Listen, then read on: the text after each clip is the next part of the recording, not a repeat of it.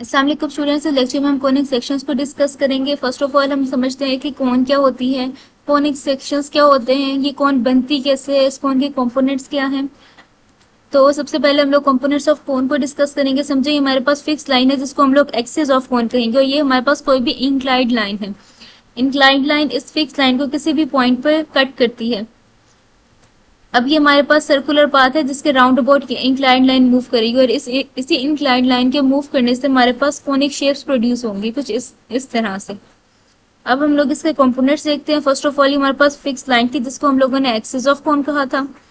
ये हमारे पास वो पॉइंट है जिसपे एक्सिस ऑफ कोन और इंक्लाइंड लाइन ने आपस में एक दूसरे को कट किया था, तो हम लोग इसको वर्टेक्स कहेंगे।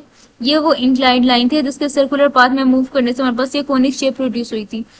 क्योंकि इसी इंक्लाइंड लाइन की वजह से ये कोन जनरेट हुई थी, इसलिए हम लोग इस इंक्लाइंड लाइन को जनरेटर कहेंगे। और ये हमारे पास ये जो अपर सरफेस है हम लोग इसको बेस कहेंगे। और ये हमारे पास कोनिक शेप्स दो कोन्स पे मुश्तमिल है। ये जो अपर कोन है हम लोग इसको अपर नैप कहेंगे, और ये जो लोअर कोन है हम लोग इसको लोअर नैप कहेंगे। और इस कोनिक शेप को हम लोग कलेक्टिवली कहते हैं राइट एंगल डबल नैप कोन। राइट एंगल इसलिए क्योंकि एक्सिस और बेस के दरमियान एंगल 90 डिग्री का है, और डबल नैप इसलिए क्योंकि इसमें अपर नैप है और लोअर नैप है, दो नैप्स पे ये मुश्तमिल है, इसलिए हम लोग इसको डबल नैप कोन कहेंगे। अब कोनिक सेक्शन में हम लोग इसी कोन के मुख्तलिफ कंपोनेंट्स को डिस्कस करेंगे। समझिए, हमारे पास कोनिक शेप थी जो हमारे पास जनरेटर के एक्सिस के राउंड अबाउट मूव करने से प्रोड्यूस हुई थी। अब हम लोग इसके मुख्तलिफ कंपोनेंट्स को देखते हैं। हमारे पास एक्सिस है और ये हमारे पास कोई भी प्लेन है। फर्स्ट ऑफ ऑल हम प्लेन को एक्सिस के परपेंडिकुलर रखेंगे। तो हम प्लेन को एक्सिस के परपेंडिकुलर रखेंगे तो इस पे एक सर्कुलर शेप प्रोड्यूस होगी। ये सर्कुलर शेप तब प्रोड्यूस हुई थी जब प्लेन और एक्सिस के दरमियान एंगल 90 डिग्री है। इसी सर्कुलर शेप को हम लोगों ने सर्कल का नाम दिया है। सिमिलरली अगर हम लोग इस प्लेन को थोड़ा सा इंक्लाइंड रखेंगे, मतलब 90 डिग्री के एंगल पर नहीं रखेंगे, थोड़ा सा टिल्टेड रखेंगे, तो हमारे पास एलिप्स प्रोड्यूस होगा। सिमिलरली अगर हम लोग इसको मोर टिल्टेड करेंगे तो हमारे पास पैराबोलिक शेप प्रोड्यूस होगी। और अगर हम लोग इसी प्लेन को हम अपनी कोन के पैरेलल रख देंगे तो हमारे पास हाइपरबोलिक शेप प्रोड्यूस होगी। लेकिन इस लेक्चर में हम सिर्फ सर्कुलर शेप को डिस्कस करेंगे।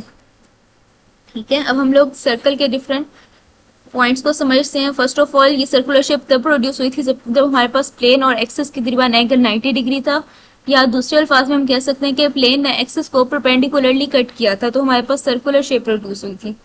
अब सर्कल के सर्कमफेरेंस पे जितने भी पॉइंट्स होते हैं वो एक फिक्स पॉइंट से इक्वल डिस्टेंस पे होते हैं, और उस फिक्स पॉइंट को हम लोग सेंटर ऑफ सर्कल कहते हैं। सपोज करें हमारे पास कोई भी पॉइंट है जिसको हम लोग सेंटर कहेंगे। हमारे पास सर्कमफेरेंस से सेंटर तक हम लोग जो भी लाइन ड्रॉ करेंगे उसका इक्वल डिस्टेंस आएगा। तो इस सूरत में सर्कल के सर्कमफेरेंस और सेंटर के दरमियान जितना डिस्टेंस होगा उसको हम लोग स्मॉल आर से, मतलब रेडियस कहेंगे, और उसको स्मॉल आर से रिप्रेजेंट करेंगे। सिमिलरली अगर हम लोग टू रेडियस को कंबाइन करें तो हमारे पास डायमीटर की लेंथ आएगी। अब एक एमसीक्यू को डिस्कस करते हैं। अगर हम लोग रेडियस को स्मॉल ए से रिप्रेजेंट करें तो length of diameter twice of radius, मतलब 2a होगी। अब हम लोग इसके मुख्तलिफ पॉइंट्स को डिस्कस करते हैं। सबसे पहले एरिया ऑफ सर्कल हमेशा हमारे पास पाई आर स्क्वायर होता है। एरिया वो रीजन होता है जो कोई भी फिगर अपने अंदर इनक्लोज करती है। सिमिलरली सर्कल जितना एरिया अपने अंदर इनक्लोज करता है उसका फॉर्मूला होता है पाई आर स्क्वायर, और पेरीमीटर ऑफ सर्कल होता है 2 पाई आर। पेरीमीटर हमेशा किसी भी सरफेस की बाउंड्री को कहते हैं, और पेरीमीटर ऑफ सर्कल का फॉर्मूला होता है 2 पाई आर, पे r is the radius of that circle. ठीक है, अब हम लोग सर्कल की डिफरेंट फॉर्म्स पढ़ते हैं। सबसे पहले हमारे पास है स्टैंडर्ड फॉर्म। सपोज करें हमारे पास कोई भी coordinate axis in the form of x and y axis.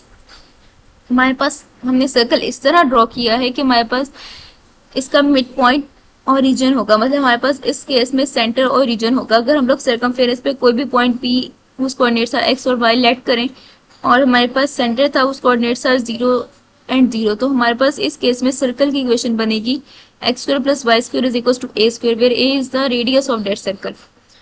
Similarly दूसरे केस में अगर हम लोग सर्कल को थोड़ा सा मूव करें और हमारे पास सेंटर ओरिजिन ना हो, तो इस केस में हमारे पास सेंटर के कोई भी कोऑर्डिनेट्स हो सकते हैं, उसको हम लोग लेट कर लेते हैं एच और के। और सर्कमफेरेंस पे कोई भी पॉइंट था हमने उसको लेट किया था पी एक्स वाई। तो इस वाले केस में हमारे पास सर्कल का फॉर्मूला निकलेगा x minus h whole square plus y minus k whole square is equal to a square. इस मामले में हम पॉइंट के एक्स कंपोनेंट में से सर्कल का एक्स कंपोनेंट माइनस करते हैं और उसका स्क्वायर ले लेते हैं। सिमिलरली पॉइंट के वाई कंपोनेंट में से सर्कल का वाई कंपोनेंट माइनस करते हैं और उसका स्क्वायर ले लेते हैं, और ये इक्वल होता है हमारे पास स्क्वायर ऑफ रेडियस। जो हमारे पास फर्स्ट केस था उसमें भी यही फॉर्मूला था, मगर जब हम लोगों ने एच और के की जगह 0 0 पुट किया इस फॉर्मूले में, तो हमारे पास फॉर्मूला बन गया था x square plus y square is equal to a square. अब हम लोग सेकंड फॉर्मूला को डिस्कस करते हैं, which is called general form of circle. इसकी हमारे पास इक्वेशन होती है x square plus y square plus 2gx plus 2fy plus c is equal to 0। इस केस में हमारे पास सेंटर इक्वल होता है माइनस जी माइनस एफ के और रेडियस इक्वल होता है square root of g square plus f square minus c के। अब हम लोग इन दोनों फॉर्मूलाज के डिफरेंस को देखते हैं। हमारे पास फर्स्ट फॉर्मूला उस सूरत में अप्लाई होगा जब हमारे पास सेंटर दिया गया होगा और रेडियस दिया गया होगा। फिर हम लोग स्टैंडर्ड फॉर्म ऑफ सर्कल लगाएंगे और सर्कल की इक्वेशन फाइंड आउट कर लेंगे। लेकिन अगर हमारे पास सर्कल की इक्वेशन ही दे दी गई और हम लोगों को से कहा गया हो कि सेंटर और रेडियस फाइंड आउट करें, तो हम लोग जनरल फॉर्म ऑफ सर्कल लगाएंगे। ये इनके दरमियान बहुत ही इंपॉर्टेंट डिफरेंस है। अब हम लोग सर्कल के कुछ इंपॉर्टेंट पॉइंट्स को डिस्कस कर लेते हैं। सबसे पहले सर्कल में कोफिशिएंट्स ऑफ सर्कल की इक्वेशन में coefficients of x square and y square should be equal to 1। या तो इनके कोफिशिएंट 1 होने चाहिए या तो इनके कोफिशिएंट सेम होने चाहिए। अगर इनके कोफिशिएंट डिफरेंट होंगे तो वो सर्कल की इक्वेशन नहीं रहेगी, वो एलिप्स की इक्वेशन बन जाएगी। इसलिए सर्कल की इक्वेशन में हमेशा इनके कोफिशिएंट्स या तो सेम होने चाहिए या तो 1 होने चाहिए। सेकेंड पॉइंट ये है कि इनकी इक्वेशन में कोई भी एक्स वाई टर्म एग्जिस्ट नहीं करनी चाहिए। जो मैंने सर्कल की इक्वेशन निकली है इसमें एक्स स्क्वायर की भी टर्म है, वाई स्क्वायर की भी टर्म है, सिंपल एक्स की भी टर्म है, वाई की भी टर्म है, कांस्टेंट टर्म भी है, लेकिन एक्स वाई की कोई भी टर्म नहीं है। हमारे पास सर्कल की इक्वेशन में एक्स वाई की टर्म एग्जिस्ट नहीं करनी चाहिए। अब थर्ड पॉइंट है कि सर्कल की इसेंट्रिसिटी 0 होती है। इसेंट्रिसिटी किसी भी फिगर की फ्लैटनेस को कहते हैं, क्योंकि हमारे पास सर्कल फ्लैट नहीं होता, सर्कल एक कर्व शेप है, तो इसकी इसेंट्रिसिटी मतलब फ्लैटनेस 0 हो जाएगी।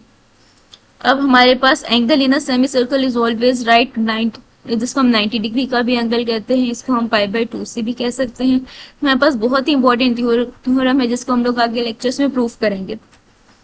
अब हमारे पास फर्स्ट एग्जांपल है कि हम लोगों को equation of circle find out करने का कहा गया है, जिसका हमारे पास सेंटर है 5 एंड -2 और रेडियस है 4।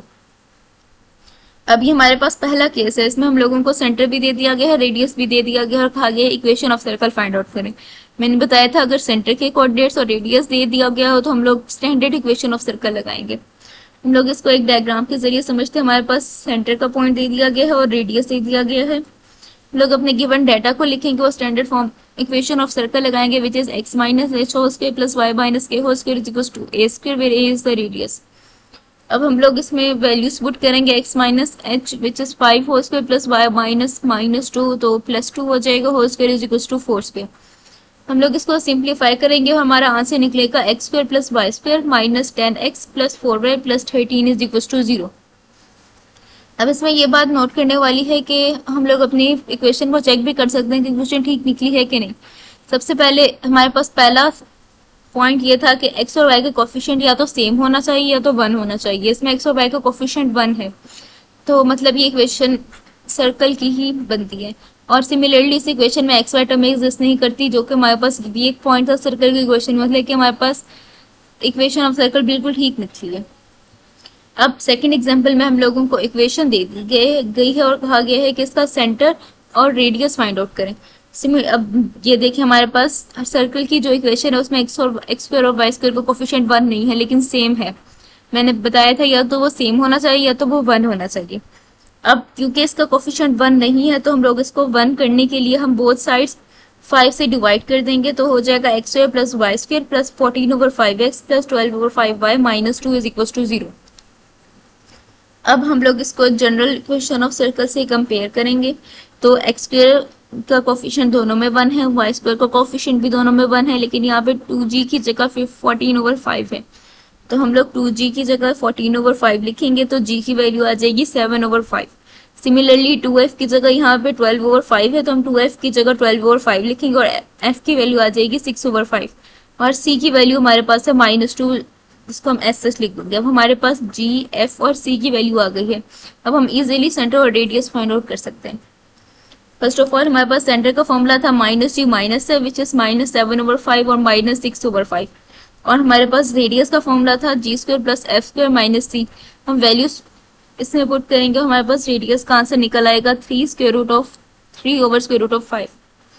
होप सो कि आपको इतना लेक्चर समझ आ गया होगा। आने वाले लेक्चर्स में हम position of point with respect to the circle, similarly tangents, normal और इन सारे एस्पेक्ट्स को डिस्कस करेंगे।